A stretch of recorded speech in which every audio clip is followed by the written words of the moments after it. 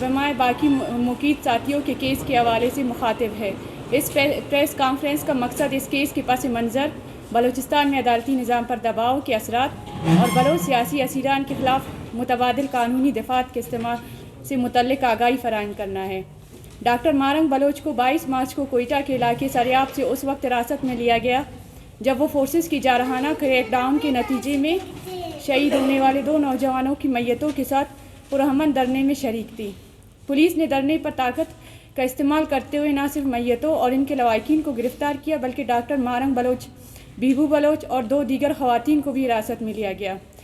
گرفتاری کے پہلے روز کوئی وجہ بیان نہیں کی گئی، تاہم اگلے روز ضلعی انتظامیہ نے میڈیا پر بریفنگ میں اطلاع دی کہ ڈاکٹر مارنگ بلوچ کو سیکشن 3 MPO کے تحت حراست میں لیا گیا ہے۔ ہم اس موقع پر یہ وضاحت کرنا چاہتے ہیں کہ 3 MPO ایک قانونی عمل ہے جس کا نفاذ 2011 میں کے ایکٹ کے تحت کیا جاتا ہے۔ اس ایکٹ کے مطابق ڈپٹی کمشنر متعلقہ فرد کو نوٹس کے ذریعے الزامات سے آگاہ کرتا ہے اور اگر نوٹس فرد تک نہ پہنچے تو اخبار میں اشتہار شائع کیا جاتا ہے۔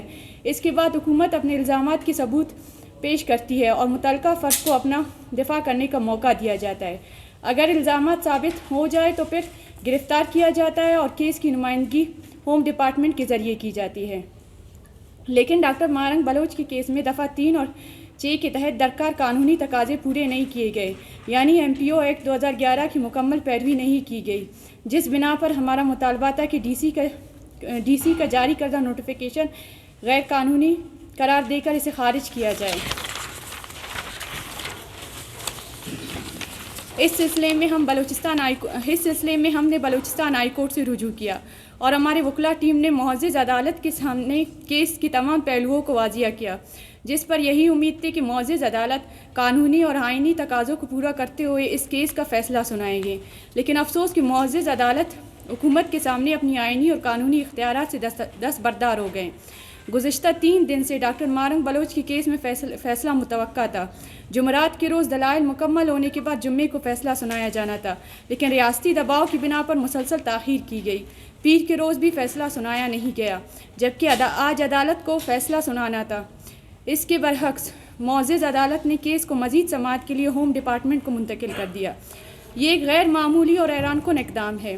قانونی تقاضے پورے کیے بغیر عدالت کے بجائے انتظامیہ کو معاملہ بھیجنا انصاف کے تقاضوں کے منافی ہے۔ اگر عدالت ہمارے خلاف فیصلہ بھی سنا دیتی تو ہمارے پاس سپریم کورٹ جانے کا قانونی حق موجود ہوتا۔ تاہم اس فیصلے کے نتیجے میں اب ہمارے لیے سپریم کورٹ کا راستہ بھی وقتی طور پر بند ہو چکا ہے۔ ہوم ڈپارٹمنٹ کی جانب سے بنائی جانے والی کمیٹی جو بیوروکریٹس پر مشتمل ہوگی اس کیس کا فیصلہ کرے گی۔ اس کمیٹی کے فیصلے کے لیے کوئی مقررہ مدت نہیں، وہ ایک دن لے یا 1 سال، کوئی پابندی نہیں۔ اگر کمیٹی کا فیصلہ بھی خلاف انصاف ہوا تو ہمیں دوبارہ ہائی کورٹ سے رجوع کرنا پڑے گا اور وہاں سے سپریم کورٹ تک جانا ہوگا۔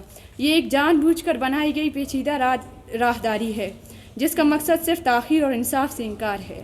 واضح رہے کہ اس کیس میں ڈاکٹر مارنگ بلوچ کے ساتھ ساتھ BYC کے دیگر کارکنان کی کیسز کو بھی شامل کیا گیا ہے اور اس فیصلے کا اطلاق ان تمام کیسز پر ہوگا۔ معزز صحافی حضرات، یہ تمام تفصیلات اس امر کی نشاندہی کرتی ہیں کہ اس کیس میں جان بوجھ کر تاخیر کی جا رہی ہے اور قانونی تقاضوں کو نظر انداز کر کے غیر قانونی اقدامات کو فروغ دیا جا رہا ہے۔ ہم عدلیہ، وکلاء، برادری اور انسانی حقوق کے اداروں سے اپیل کرتے ہیں کہ اس کیس میں انصاف کے تقاضے پورے کرنے میں کردار ادا کرے۔ مزید اس غیر قانونی اقدامات کے خلاف BYC اپنا آئندہ لائحہ عمل کا اعلان جلد کرے گی۔